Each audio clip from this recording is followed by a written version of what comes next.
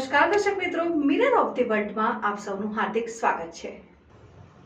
શહેરના નીલાંબર સર્કલ પાસે વીજ પોલ ઉપર કરંટ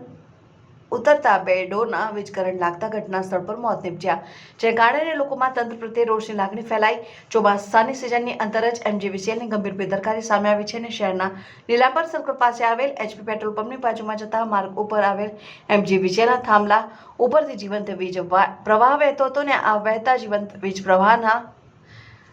સંપર્કમાં બે મૂંગાજીવો આવી જતા તેઓને વીજ કરંટ લાગ્યો હતો અને સ્થળ ઉપર જ તેમનું કરુણ મોત નીપજ્યું। અલબત્ત MGVCLની આ પ્રકારની ગંભીર બેદરકારીને કારણે